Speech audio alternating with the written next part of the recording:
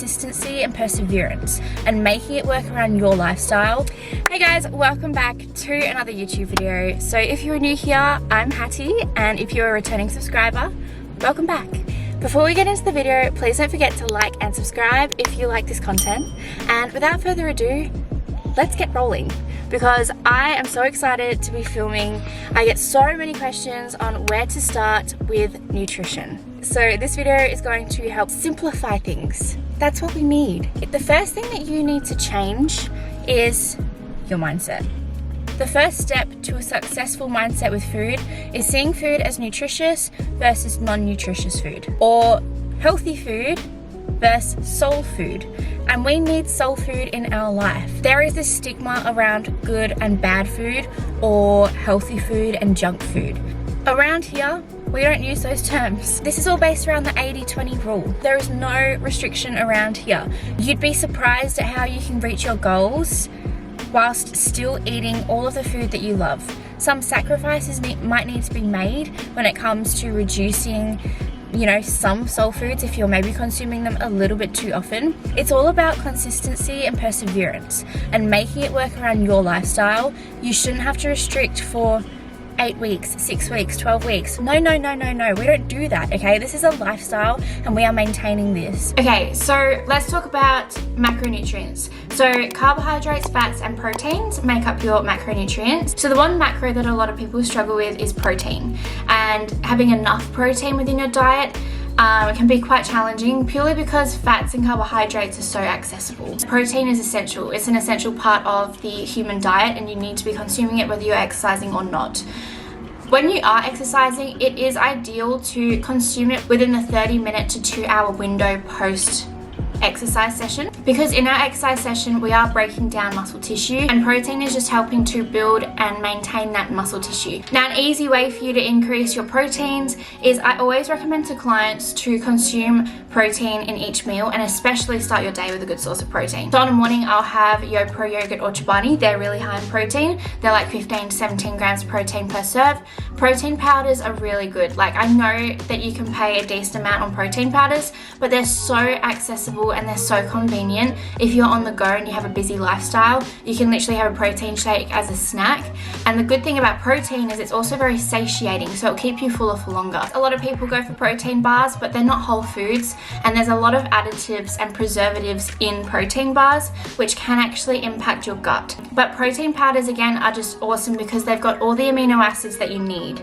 Protein is made up of amino acids, 21 altogether, okay? 11 non-essential amino acids and 9 essential amino acids. So by essential, I mean that your body cannot produce them by itself. You need to be consuming those 9 essential acids from food sources.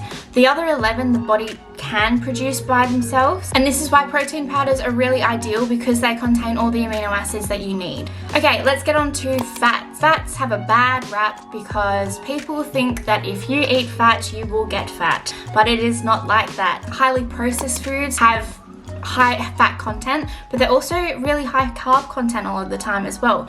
And like I said, they're processed, so it's not like they're benefiting your body in whatever way possible. There are lots of sources of healthy fats that you can consume, such as peanut butter, nuts, avocados. You can use olive oils in your foods.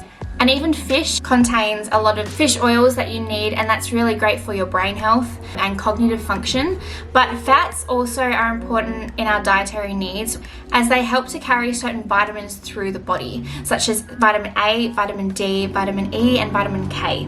And fats assist in the absorption of these vitamins as well. Fats are also really satiating, meaning that they take longer to pass through the digestive system, so they do keep you fuller for longer. So if you're smart about the type of fats that you're consuming, it should help with your satiation levels, and you should feel pretty satisfied after your meals.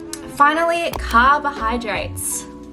Everyone's favorite thing to talk about is carbs and how they're so bad. Carbohydrates are so important, are the body's primary fuel source of energy. Our body can actually utilize carbohydrates a lot faster than they can fats. So even if you're training, I recommend having a good source of carbs before you train. So I always have oats on the morning or a banana. But it can also benefit you to consume carbohydrates after your training session to replenish your glycogen stores. Carbohydrates also help to preserve muscle. Why did I just do that? You want to try and maintain or build as much muscle as you can, okay? That is going to help with your longevity, and when you're old, you don't want to be falling. There are some great options of carbs that you can have, such as potatoes, rice, pasta, bread, oats, fruits, vegetables. They're all classed as carbohydrates as well. Okay, we are on to micronutrients, which I briefly mentioned this in my previous video regarding vitamins and minerals. A lot of the whole foods that I have mentioned contain vitamins and minerals.